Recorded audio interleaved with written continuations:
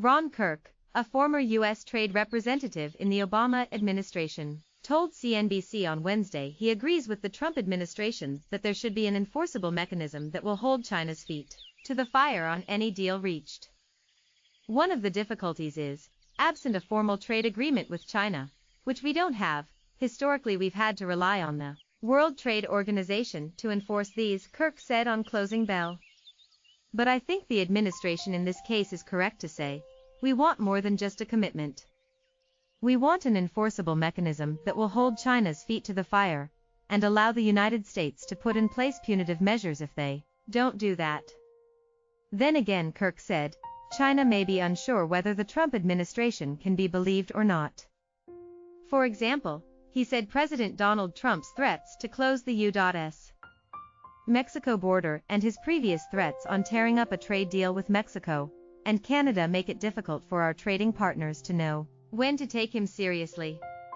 On Wednesday, Treasury Secretary Steven Mnuchin and U.S. Trade Representative Robert Lighthizer held a ninth round of negotiations with Chinese Vice Premier Liu He in Washington. It followed talks last week in Beijing between the two sides. Kirk said he's seeing encouraging signs of progress in the high-level economic and trade talks between the world's two largest economies to resolve trade differences. Regrettably, this president has a penchant for making these grand pronouncements about success, only for us to later find out that the substance doesn't match the reality, said Kirk. But I am encouraged that we've now had 3 successive levels of talks, at a very high level.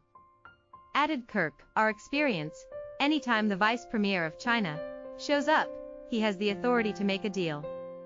And the fact that the two sides continue to talk, and if it is in fact true we are down to the level of making sure the language and the translation is in fact representative of what the parties have agreed on, we could be closer to a resolution than not. The continued talks follow China posting its slowest growth last year, in nearly 30 years. The Asian nation has been hurt by a slump in demand, due to hefty tariffs imposed by the Trump administration.